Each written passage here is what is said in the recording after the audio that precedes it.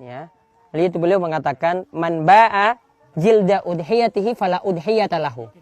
Yaitu barang siapa yang menjual ya kulit hasil kurban. Ini kulit ini ya. Ini kulit. Juga di sini ada bulu-bulunya di sini. Ini kan biasanya dijual. Kata Nabi SAW, siapa yang menjual kulit hasil kurban, maka fala udhiyata lahu. Tidak ada kurban untuknya. Jadi dianggap kurbannya itu tidak ada. Maka ada dua hal penting yang perlu diperhatikan, dan ini yang biasa dilanggar oleh orang yang berkurban atau oleh panitia kurban. Pelanggaran yang pertama, mereka itu dengan sengaja menjual kulit. Padahal yang namanya kurban kita itu bertakarrub, ya, mendekatkan diri kepada Allah Subhanahu wa taala dengan hasil sembelihan kita. Dengan darah yang kita keluarkan dari hewan tersebut, ya, dengan daging-dagingnya di sini kita berkurban, dengan itu semuanya. Maka hasil dari sembelihan tadi tidak boleh sama sekali untuk dijual dan dicari untung. Ya, sebagian orang misalnya hasil kulit ini dijual kemudian dapat uang, jadikan kas masjid, uang kas masjid.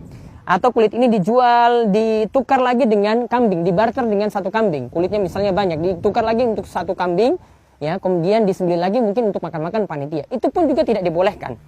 Ya, yang ada kulit seperti ini, ya, para pemirsa sekalian perlu pahami, itu diberikan kepada orang yang butuh begitu saja sebagai sodako atau sebagai hadiah.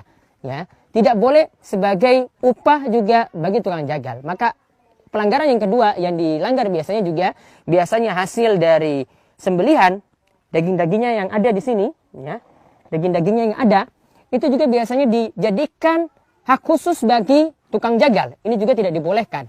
Jadi mereka cuma mendapatkan upah saja, sebagaimana yang dikatakan oleh Ali bin Abi Thalib, upah dari uang saku suhibul kurban.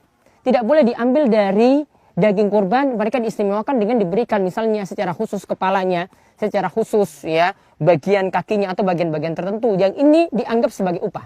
Jadi caranya yang boleh di situ adalah biar tidak melanggar ketentuan yang kedua ini, yaitu sohibul kurban memberikan uang dari sakunya sendiri diberikan kepada tukang jagal. Misalnya dia untuk kambing untuk menyembelih, ya, itu nanti kena biaya 50.000, maka diberikan kepada dia 50.000. Kalau memang dia itu miskin, dia diberikan jatah sebagaimana orang-orang miskin yang lainnya, tidak masalah. Jangan dia itu diistimewakan. Jadi intinya di sini dua pelanggaran yang perlu diingat para pendengar sekalian. Yang pertama, tidak boleh menjual hasil kurban, terutama adalah kulitnya.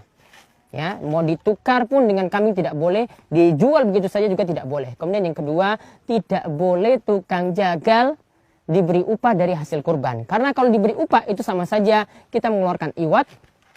Ya, hasil kurbannya tadi itu kita jual, kemudian uangnya kita beri kepada dia. Ya, ini suatu pelanggaran dalam masalah kurban. Maka lakukanlah kurban untuk mengharap wajah Allah Subhanahu wa taala. Lakukanlah kurban sesuai dengan tuntunan. Jadi jangan kita buat amalan-amalan yang ini nanti membuat kurban kita itu jadi sia-sia.